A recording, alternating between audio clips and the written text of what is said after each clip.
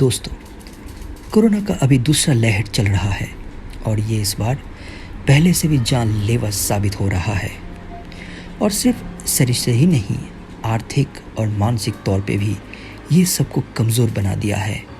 देश का हर एक नागरिक इस मुश्किल वक्त से उभरने के लिए जी जान लगा के लड़ रहे हैं और इस लड़ाई को जीतने के लिए मानसिक हिम्मत का बहुत ही ज़्यादा ज़रूरत है।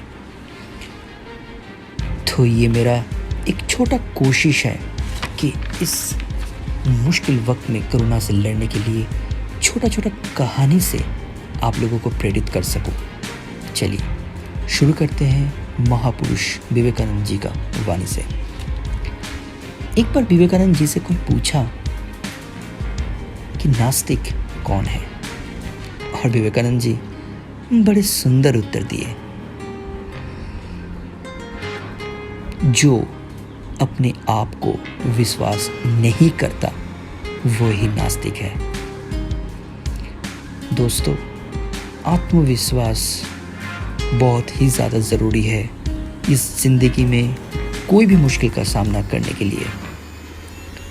इसलिए इस कोरोना से चल रहा लड़ाई को जीतने के लिए हमें खुद के ऊपर विश्वास लाना पड़ेगा कि हम ज़रूर जीतेंगे। चलिए अब स्वामी विवेकानंद का एक दूसरा वाणी में विचार करते हैं।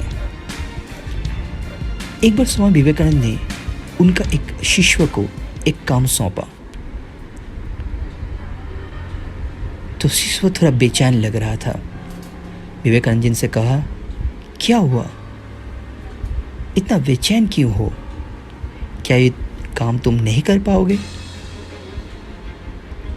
शिष्य ने कहा, स्वामी जी, आपने जो काम दिया है वो तो मैं ज़रूर करूँगा, लेकिन अगर मैं असफल हुआ तो फिर क्या होगा? विवेकानंद जी हंसे और कहे, असफलता जीवन का एक सौंदर्य है, उसके बिना जिंदगी क्या होता?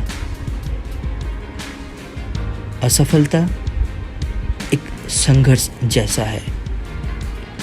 अगर जीवन में संघर्ष ना रहे तो जीवित रहना व्यर्थ है। तो तुम संघर्ष और असफलता की परवाह मत करो, अपने आदर्श को सामने रखो और 1000 बार आगे बढ़ने का प्रयत्न करो।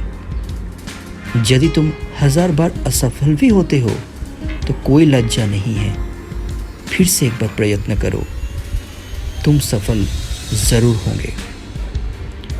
तो इस वाणी से उस शिष्य का आत्मविश्वास आया और वो स्वामी जी ने कहा, स्वामी जी, मैं सफल होके ज़रूर दिखाऊंगा।